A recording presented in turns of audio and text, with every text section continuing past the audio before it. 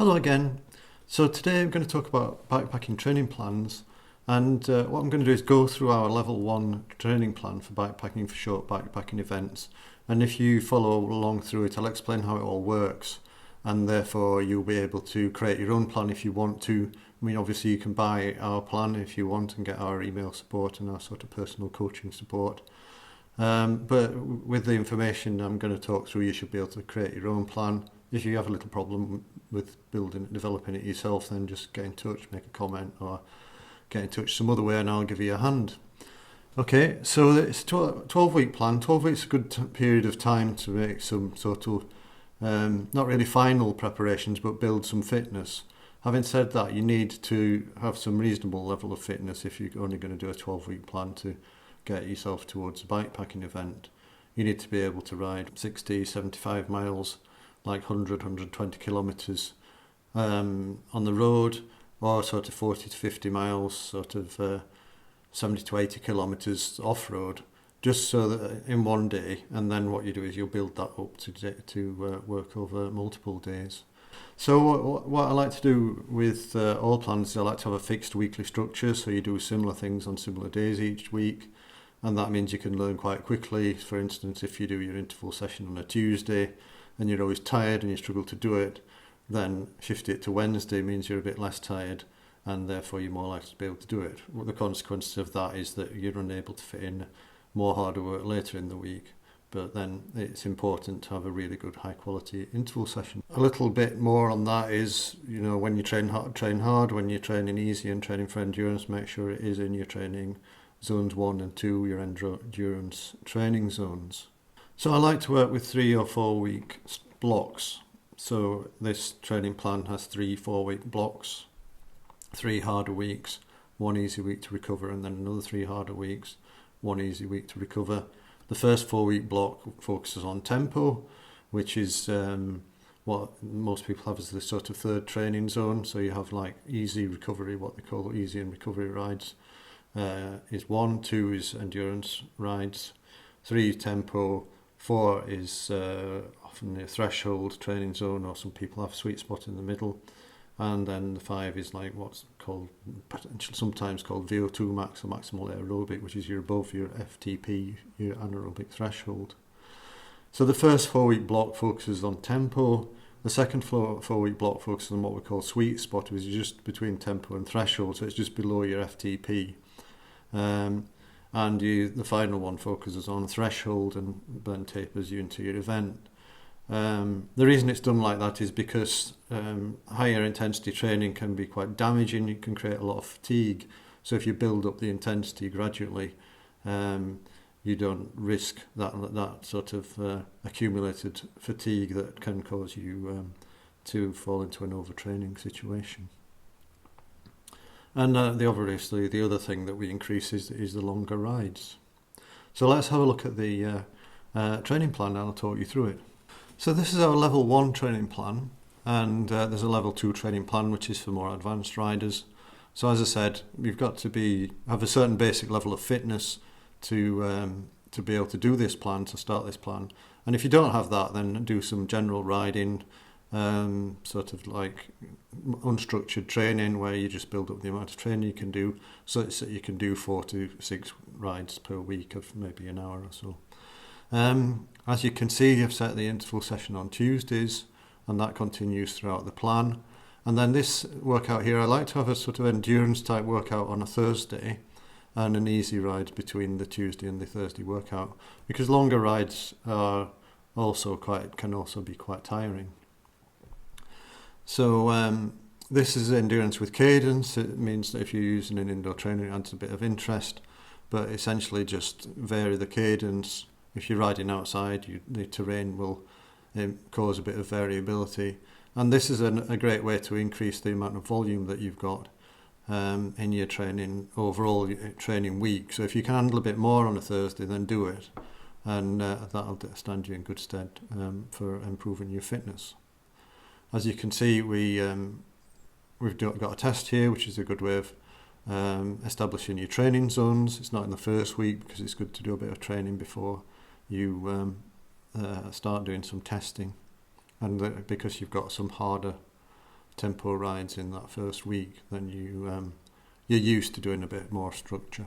And then you do the test, and then we move towards the sweet spot, which you can set based on the test. 45-minute test, sorry. Start you can 45 minutes, and if you use a power or a heart rate a little bit below what your average is for that 45 minutes, then that'll be your sweet spot level. I use the workout builder, which is quite nice because it means if you do your training on an indoor trainer or a smart trainer like Zwift, you can you can see it and follow along. And if you go outside, a lot of the devices, the Garmin devices or all the other devices, Wahoo, or your watches, will display the workout for you, so you just follow along. It tells you what to do and you don't have to remember it all. So the sweet spot session is 4 by 12 minutes. It's 2 sets of 2 by 12 minutes with a little bit more recovery in the middle. So as you can see, if you were to use this plan, you get a fairly comprehensive description of what it's supposed to feel like. So sweet spots supposed to feel a bit more uncomfortable than tempo sessions. Should be working to sustain the effort for the last 2 minutes of the at least of the later efforts. And then you move into your recovery week in week 4. And then you've got sweet spot, gradually reducing the recoveries so that you then take yourself into the next block, which is what's known as threshold, which is your training zone 4, which will be about that 45-minute intensity. And the efforts are a little bit shorter, 4 by 8 minutes with 2 minutes recoveries. This is a pretty hard session. So when you start it, you might want to do 3 by 8 minutes. And then build up to 4. So with this bikepacking training plan, the idea of in the interval sessions is just you wouldn't be aiming to increase the power of the efforts because you're trying to build up your endurance. So if you can do the tempo sessions that are set, maybe try and do a bit longer in the tempo zone, or if you do the sweet spot or threshold, maybe like this 4 by 8 minutes, you may want to try and do 5 by 8 minutes, and then that'll create a good stimulus and move you forward in your training. If you do another test, you might find that then your powers have increased. You can do a higher power for your 45 minutes, and therefore you can then set higher training powers or paces or heart rates. So that's the speed sessions. And then the other thing that we're developing is the endurance. So as you can see, we've got endurance rides on Sundays. They gradually build up, 3 hours, 4 hours. You've got the tempo session on Saturday, or usually a harder session on the Saturday. That'll mean you're a little bit tired going into Sunday, and that's useful to be able to get used to riding with a bit of fatigue. And then as the plan progresses, you build up that duration into the next block, the second block, 4-week block. You're doing some pretty long rides, and then it sort of switches such that you're building your endurance on the Saturday, and then you're doing another ride on the Sunday.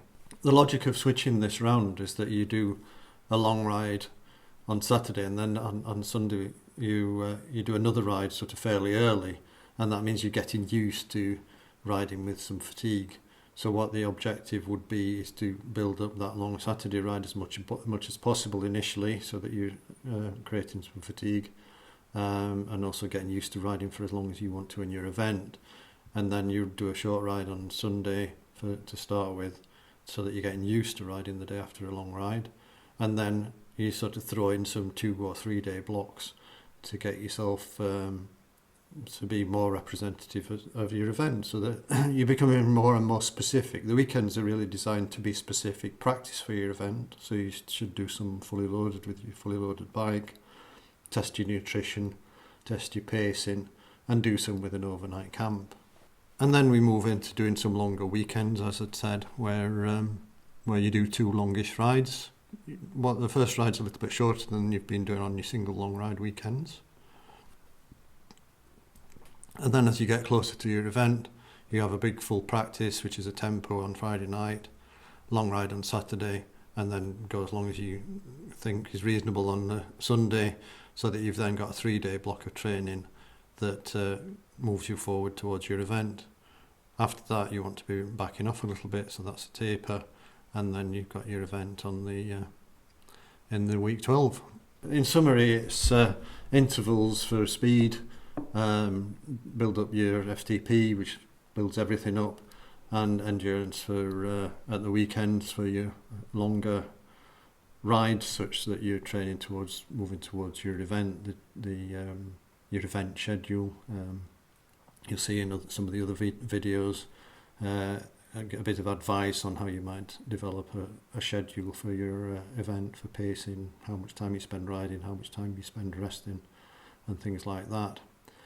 And then the overall volume, the more you do, the better you'll be to some extent, but just be careful not to overdo it, because if you do too much, you won't be better, you'll be a lot worse. So it's better to be a little bit under-trained than it is to be a little bit over-trained. Like, it's much better to be 95% trained than 101%. If you're 1% over, then you're much worse than you would be if you just, even 5% under. So that's it. I hope you find this useful. If you've got any questions or comments, please get in touch. Please like the video, and I'll see you in the next one. Bye.